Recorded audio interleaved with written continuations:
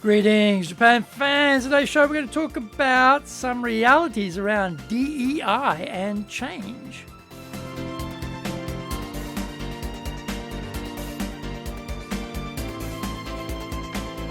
Maishu, arigatou gozaimasu, and welcome back to the 10th year of the Leadership Japan series. And I'm your host in Tokyo, Dr. Greg Story, Dale Carnegie Tokyo franchise owner, president of Dale Carnegie Tokyo Training, and the three-time best-selling author of Japan Sales Mastery, which is Zaegyo in Japanese, Japan Business Mastery, and Japan Presentations Mastery. My new book, Stop Wasting Money on Training in Japanese, Training de Okane o Mura ni suru no wa yamimashou, and all of my books are available on Amazon.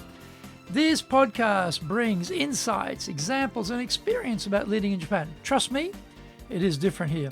Don't forget to subscribe and share this podcast with your family, friends, and colleagues. We are not being sponsored by Libsyn, but we value your privacy, which is why we have our podcast hosted by Libsyn. Unlike many other hosting organizations, Libsyn have a strict policy that does not allow access to your private information by anyone.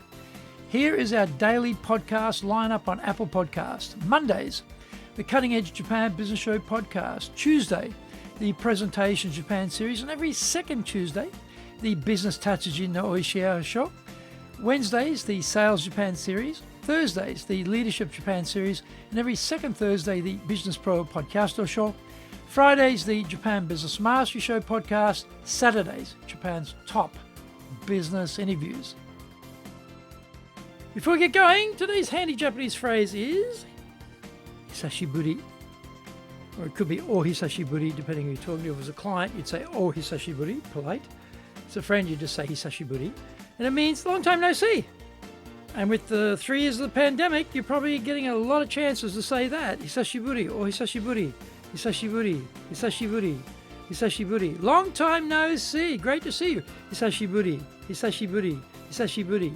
Now this is episode number 518.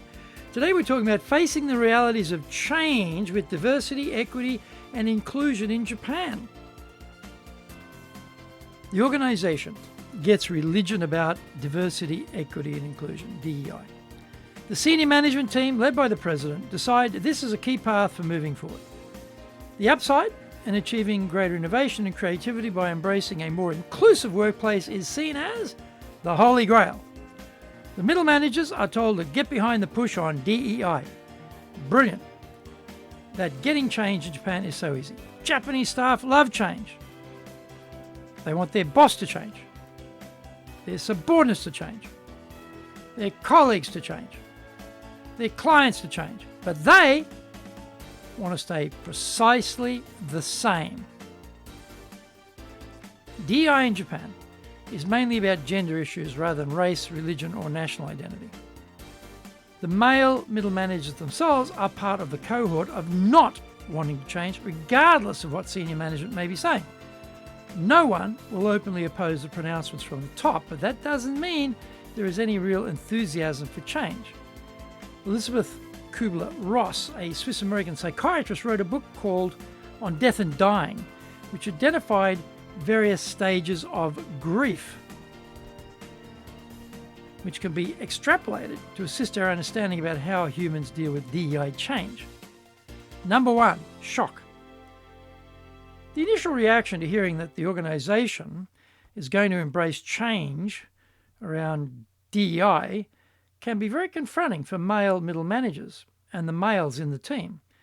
Usually, the communication in organizations around change is minimal. Basically, senior management has made this decision, this is why, and get on with it. The lack of what is considered satisfactory explanation sets off rumors, misinformation, and confusion in the ranks.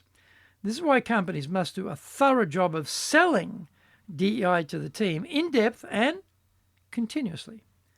Number 2, denial.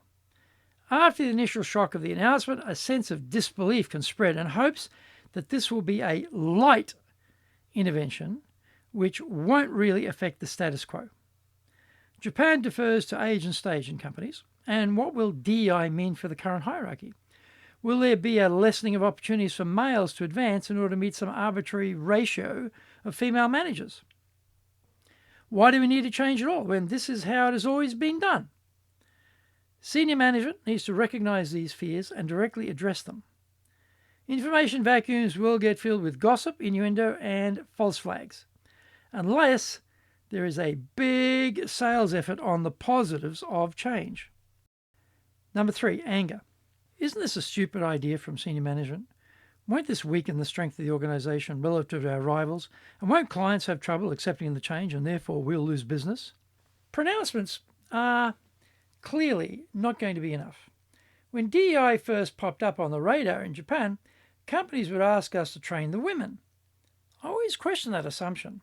The kacho, or section head, is the key person who needs educating. Usually a he. The kacho determines who gets coached, given delegated tasks for personal development, and who gets promoted. Unless the kacho gets it, there will be an underlying resistance to DEI which will never be vocalised, but which will continue regardless.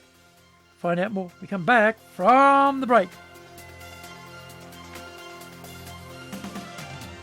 Today's show is brought to you by our public courses, but we also are doing custom in-house programs. We do these in both Japanese and English. We do them face-to-face in our super safe classroom, and we do them live online.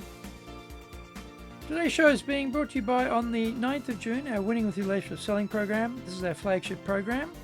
Everything you need to become much more effective in sales in this program. Also on the 9th, a Dale Carnegie course, and later on the 11th, Dale Carnegie course again. Everything you need to change your current position, how to step up, how to step out, how to be innovative, how to do better with people, how to be a better leader, how to be a better communicator, how to deal with your stress and strain. It's all in this program. On the 15th of June, we'll do our high impact presentations training, 2 days, everything video, 2 instructors, massive coaching. This is how you become really effective as a presenter. Go to our website at www.dale-carnegie, carnegie.co.jp. Get my best-selling books, Japan Sales Mastery, which in Japanese is Zaegyo. This is the Bible for selling in Japan.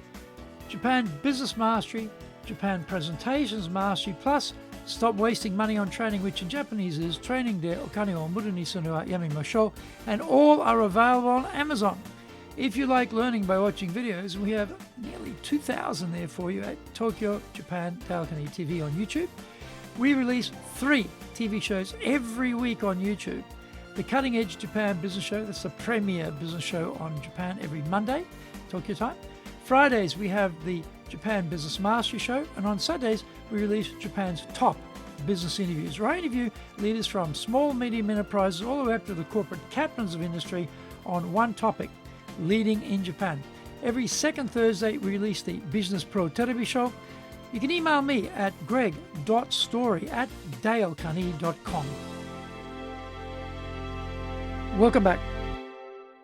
DEI is okay in theory, but our case is different. We have special circumstances here, and so some adjustments have to be made.